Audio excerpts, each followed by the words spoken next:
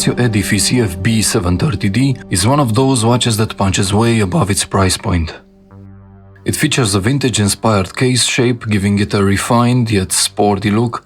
The case is stainless steel, measuring at 40mm wide, 47mm lug to lug, and just 11mm thick, making it a great fit for a variety of wrist sizes. Inside we've got the Casio EFB-730D quartz movement, a reliable and accurate movement that keeps things simple and functional.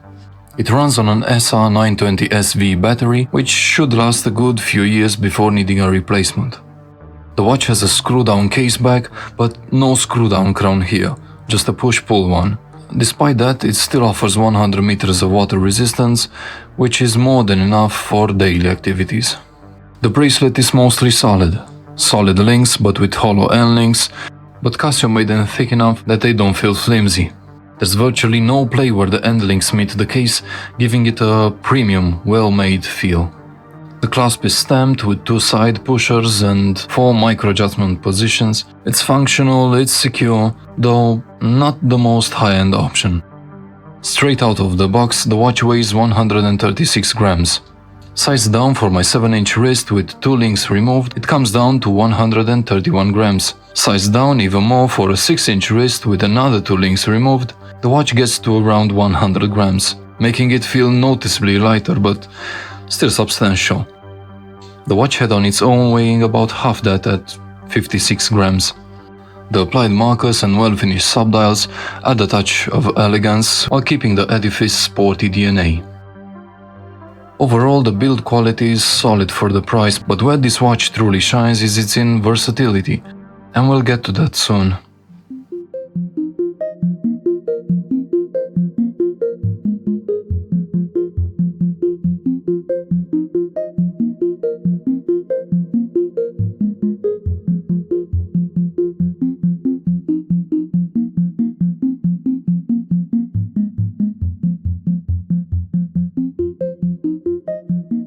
Let's see how the watch looks on a 6-inch wrist versus a 7-inch wrist. On a 7-inch wrist, the 40mm case has a solid, balanced presence. It looks sporty but not oversized.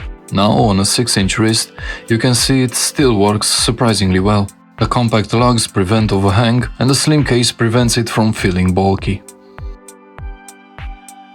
No matter which color you choose, the proportions stay balanced.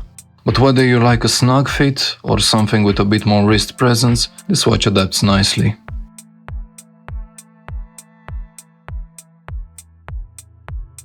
So if you aren't sure about the size, this should give you a good idea.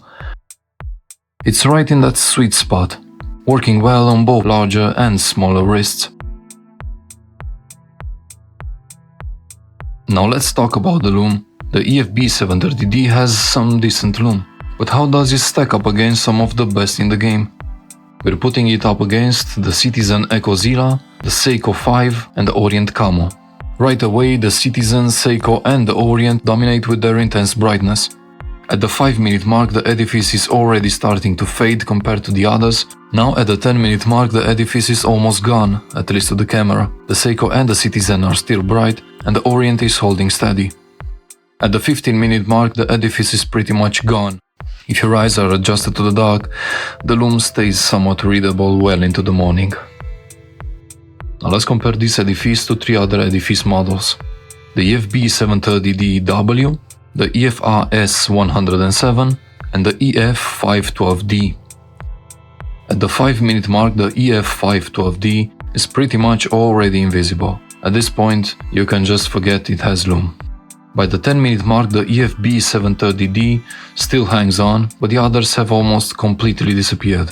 While none of these Casios are lume monsters, the EFB-730D is actually the best performer in this lineup. So what's the verdict on this one? If lume is a big deal for you, the EFB-730D is probably not your best bet. But we have to keep in mind that compared to other Casio Edifice models, it actually does a pretty good job. Now what I love about the Casio EFB-730D is just how much of a strap monster it really is. With its 20mm lug width, you've got tons of strap options to choose from, anything from metal bracelets, whatever this is, and silicone straps. And somehow, It just works. I will let the images show you what I'm talking about.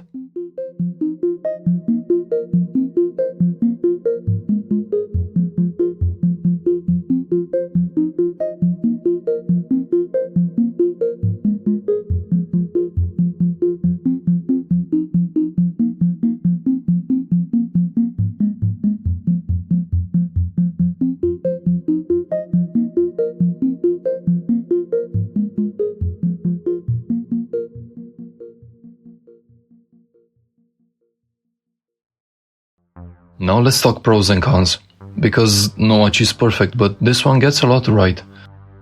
First, the compact size.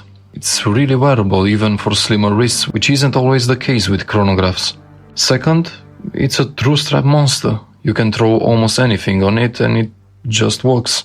Then it's got that great vintage-inspired look, but with modern touches like a sapphire crystal. And speaking of improvements, the lume on this model is noticeably better than older Edifice versions, so it's actually usable in low light. The biggest downside, and it's the chronograph's second hand, isn't the big central hand like you might expect. Instead, it uses the small sub-dial at 6 o'clock. That makes it a bit harder to read at a glance, especially if you are used to traditional chronographs where the main seconds hand handles timing. But let me show you what's actually the problem with this watch.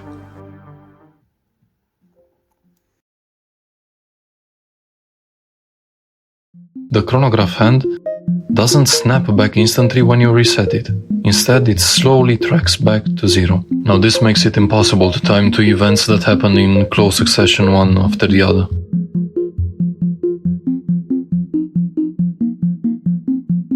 Thanks for watching. If you like this, hit that subscribe button and join me for more watch reviews, hands-ons and all that good stuff. Until next time, keep your wrist happy and your time sharp.